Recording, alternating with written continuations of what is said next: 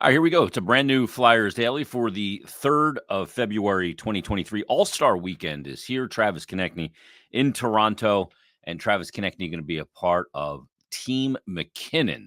Nathan MacKinnon, Cale Makar, Sidney Crosby, Alexander Georgiev, Kirill Kaprizov, Sebastian Aho, Tom Wilson, Jeremy Swayman, the other goaltender, Elias Lindholm, now of the Vancouver Canucks, and Oliver Bjorkstrand join Travis Konecny on Team McKinnon. So we'll see who TK gets matched up with. He did mention in a conversation I had with him yesterday, which you'll hear in a second, he might be matched up as one of his forward partners with Tom Wilson. That would be interesting for sure.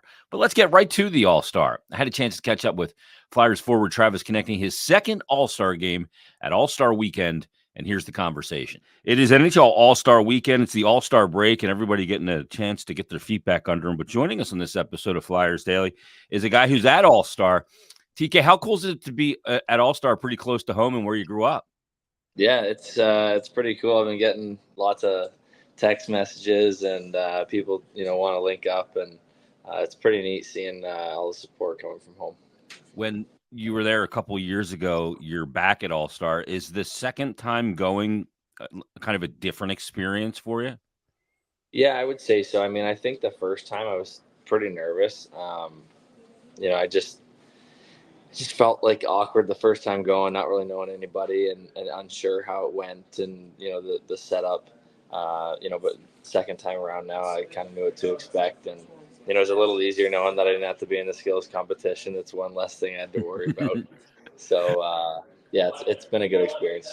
TK, it's kind of funny because even as a pro hockey player, there's insecurities in the first time you go to something like that. You're going, do I belong here with these guys? What's it going to be like playing with? Are they going to accept me? Is that kind of Oh yeah, happen on that first one? feel that. I still feel that in this one. That's funny. We were laughing. Me and Boone Jenner during the draft yesterday. Like at least I knew Boone Yeah. previously, so at least we got to sit together for majority of the draft and yuck it up while the other guys were getting drafted. That's funny. You end up on Team McKinnon, so you're with Nathan MacKinnon, Cale Makar, Sidney Crosby. You look at Kirill Kaprizov playing with these guys, but you got a little protection with Tom Wilson out there. Yeah, it'll be. It looks like a fun squad. We chatted a little bit yesterday, and it's going to be a lot of fun. There's a lot of good players on that team, so see how we pan out. TK, the combinations are always like Superman lines. Everybody does 1,000 things great. What's it like playing with just like insane skill at everywhere you look? These All-Star games are absurd in a lot of ways. Yeah, I mean, we'll have to see who they match me up with, and who has to. I'm thinking maybe me and Wilson is kind of the joke been going around, intimidating. So we'll see. Talk about this season for you guys. It's been 2 years for you playing under Torts where, your game has been so consistent. I remember last year, TK, looking at your game log, and you didn't end up on the score sheet 2 times in a row very often last year, and the same thing goes for this year. How's that consistency entered your game? Because you've been a big, reliance for your team. Yeah, I think it's like each year guys have goals, right? And they want to improve their game. And a big thing for me has been trying to implement the consistency and, not go quiet for so long. Cause that's, it's part of growing up and figuring out the NHL is, it's a long year and you can kind of get lost in a way if you don't do things the right way. So just been trying to make an effort to, make a difference every night, whether it's, on the penalty kill, whether it's just, being good defensively or whether it is offensively. I've just been really working at that. And I mean, and the group we have makes it pretty easy with all the great players we have to, stay consistent because the guys around you are playing really well as well. TK, sometimes as you age into the league, you're 25, you're going to be 26 in March. Happy early birthday for you. But as you age in and you get more leadership and you get more of, there's a comfort level and everything like that. Has that element of grabbing more leadership and ownership of the team, bigger piece of that pie, been something that you think's been good for your game? Yeah, I mean, I think it's been something that I've been trying to do. I haven't, always been a guy that's gonna. I mean, I talk in the room, but I talk more when like it's joking around and messing around with my teammates. I'm not the guy between periods who's going to step up and say something normally. I just try to do my best with showing up every day and just working hard and leading by example that way with my work ethic. And yeah, there's times where, I feel like I may be losing myself a little bit. And, I remind myself that the only thing I can do is just work hard and do that for my teammates. And I think it's been good for me to have those reminders now that I'm kind of, getting towards not an older guy on the team, but someone that, maybe looked towards for leading by example. And I take pride in it. You have a great relationship with the general manager, Danny Briere.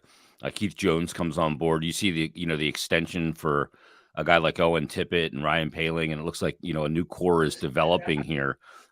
You want to be a part of this solution. What's the relationship been like with management and knowing they're very clearly what their plan is?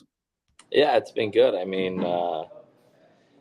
you don't get the insider information and relationships on where they're going moving forward, but I feel like my relationships with Danny and Jones and all these guys are great. Just having breakfast, talking with these guys, and kind of hearing little bits and pieces of where their heads are at as far as moving forward, and it's just really exciting to see the culture building again and kind of what their plan is. And yeah, it's an exciting time to be a Flyer. That's all I'll say. What's it like to bring your family there to the All-Star game? Everybody's Yeah, a little older now, yeah, it's been pretty cool being here. I mean, it's Thursday, Friday, so some of the family hasn't made it down yet, but they'll be down here tonight, and I'll be seeing some cousins as well. So it'll be pretty neat. Awesome. TK, enjoy the experience, man. I'm really happy for you. Your second All-Star game. Have a great time up there in Toronto. We'll see you back here next week, but we'll be watching this weekend. Thanks for doing this. Thanks. Have a good one. Thanks to Travis Konecny for taking the time out of what is a very busy All-Star weekend. That second time around, I'm sure he feels a lot more comfortable. But I thought it was interesting when he said about belonging at an All-Star game with these players. And although he may have some doubts in his own mind, kind of, that this is still surreal to be at All-Star games in the NHL, I got news for everybody. Travis Konecny belongs at the All-Star game.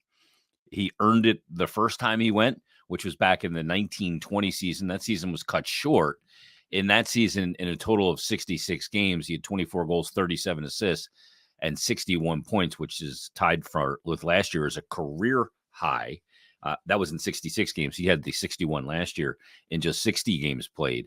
But TK, this year, through 50 games, he's been the Flyers MVP. I don't think there's any question about that. In 50 games, he's got 22 goals, 20 assists, 40 points, or 42 points.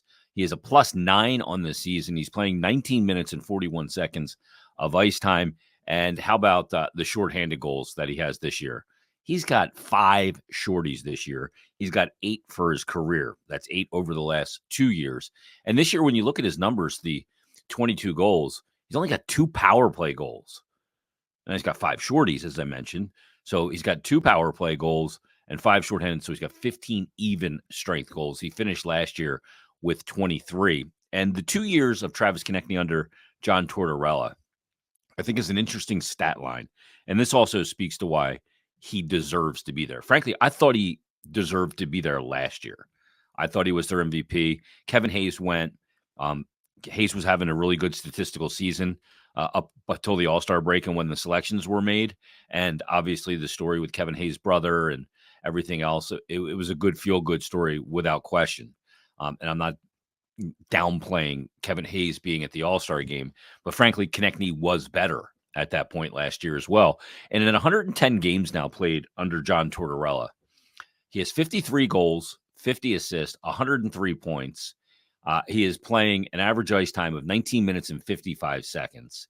And he has been a catalyst for this Flyers team. Like I said, 8 shorthanded goals over the 2 seasons, 7 power play goals over the 2 seasons. And one of the things I think you got to give stick taps to John Tortorella for is recognizing that Travis Konecny could be an effective penalty killer. He hadn't killed penalties prior to that, hardly at all, if at all. Didn't have a single shorthanded goal prior to last season. And that's been found money for the Flyers. That's something they didn't know they had in Travis Konecny. And, we see the Owen Tippett extension. We see the Ryan Poehling extension. And you got to think that there might be some conversations going on to extend Travis Konecny after his final year of his contract next year. But he's just been really good for the Flyers and under John Tortorella. And one of those things that was talked about when the Flyers hired Torts was, oh, he's going to turn everybody into shot blockers. He's going to, choke out their offensive abilities. And, so those are some of the misconceptions that I believe about John Tortorella. I mean, I look at a player like Zach Werenski, who comes into the league, and Werenski is not known for his defending, but is known as a guy that loves to jump up in the play. And I think that's one area where John Tortorella has really evolved as a coach and letting these players play to their strengths. Now, there are some certain non-negotiables in the D zone and, structurally and play without the puck in all zones. And we've seen Travis Konecny suffer the wrath when he's not doing those or performing those non-negotiables. He's been benched.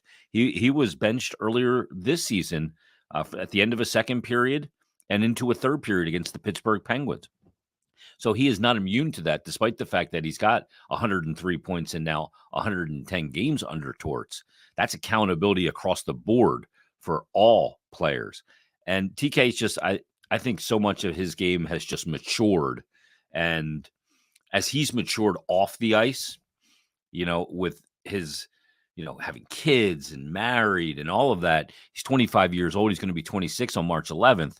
I think that his game is right now in the wheelhouse. He is in his prime. He knows what he is as an NHL player.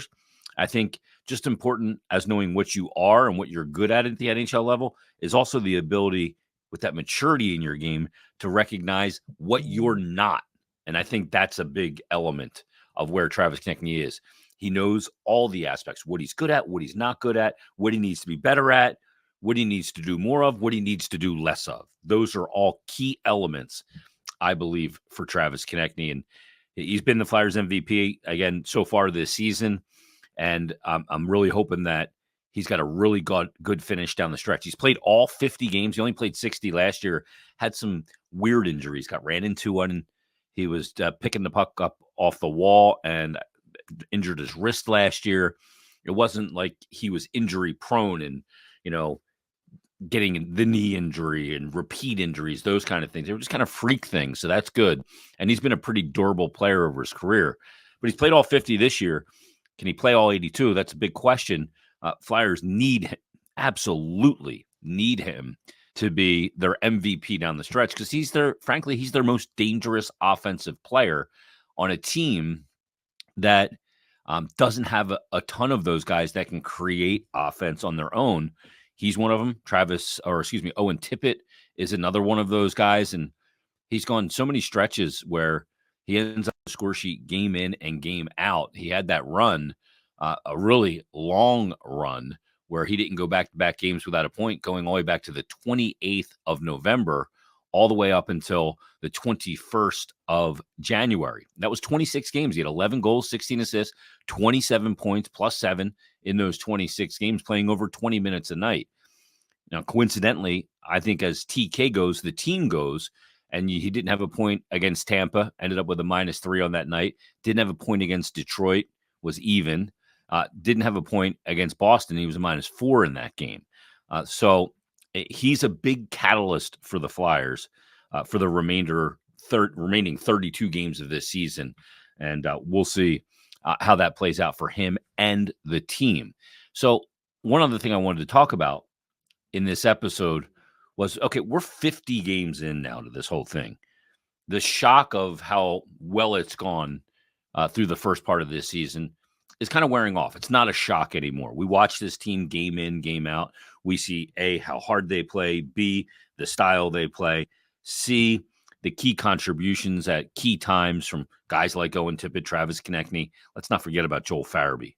Joel Farabee's been fantastic for the Flyers this season. And then you look at the beginning of the season, really through the first 40 games for Travis Sanheim. He slowed down a little bit of late, and hoping the break can rejuvenate Travis Sanheim a bit. We've seen the development of Cam York. Obviously, the goaltending, that's a question mark now with Hart not here, but Sam Ersson as the starter moving forward. Does Cal Peterson remain the backup? Does Felix Sandstrom get called up? Do they go outside and try and find help at the goaltending position? We'll see. And then obviously we'll see what happens in about a month's time for trade deadline. Is the guys on expiring deals like Nick Seeler, Sean Walker, and others, are they guys that will be moved? We'll see how all that plays out. But the Flyers' shock of where they are and how they've played, okay, it's kind of an expectation at this point. 50 games in, record of 25, 19, and 6, third spot in the Metropolitan Division. They're a team that needs to be better at home. They're a game under Hockey 500 at 11, 12, and 2 on home ice. They're 14, 7, and 4 on the road. They've gone and taken care of all their long and lengthy road trips, going out to California or hitting the Colorado, Arizona, Dallas, and they've got the Seattle, Vancouver, Alberta trip out of the way. It's all East Coast. Only one game out of the time zone against Chicago coming up for the remainder of this season. So travel will be a little easier, but they got to find a way to be better at home. That's going to be a key component for this push for, dare I say it, the playoffs. It is a push for the playoffs. They're in playoff position right now. And as I look at on hockeyreference.com at the playoff probabilities report, and this gets updated daily, these are results based on 1,000 simulations of the remainder of the season. We talked in an episode, I think it was last week, about the Flyers' strength of the remaining schedule, and it was the 17th hardest in the NHL. There were teams that they're battling for playoff position, like the New Jersey Devils and the New York Islanders, and the Capitals for that matter, that much harder strength of remaining schedule. So the Flyers right now, their calculations based on 1,000 simulations for the remainder of the season will have the Flyers at 41.3 wins in the season when it's all said and done at 82, 31.1 losses, and 9.6 overtime losses, and 92.3 points. Now, you can't have a 0.3 of a point. You can't have 41.3 of wins. We know that, but these are just based on the sheer math of 1,000 simulations of their remaining 32 games and the other teams and what they will do. So the Penguins would be finishing fourth according to the simulations based on them being run at this point in the season at 91.9 points. So they'd be just below the Flyers. And obviously, if you're a top three team, you're into the playoffs. You're not playing for a wild card position. So if 92 points gets you the third spot in the Metro, you're in the playoffs.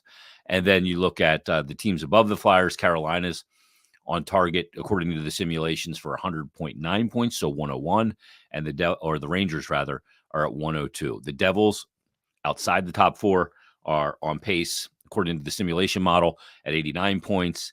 The Islanders at 86.9, and the Capitals at 85.3. So the percentage that the Flyers will make the playoffs based on the simulations is 52.8%. So we'll call it 53. We'll round up. Penguins are at 49%, 49.2 to be accurate, but 53% chance to make the playoffs. Now, obviously, that's basically a coin flip. And that coin flip, to me, that feels right. It is about a coin flip, because just like when we came into the season with our episode of the top 10 Flyers' biggest question marks, we go into this final 32 games with more question marks than I would prefer. There's huge question marks. Again, we don't put health into the question mark category when it comes to just standard, are they going to stay healthy? I mean, Sean Couturier's health is a question mark. He has missed some games for maintenance or some nagging injuries. How many of the 32 remaining games will Sean Couturier play? Will there be a wear down effect on Sean Couturier after coming back this year and playing and not playing for 21 months and coming into this year? We'll see. It's not a huge question mark for me, but it's a question mark.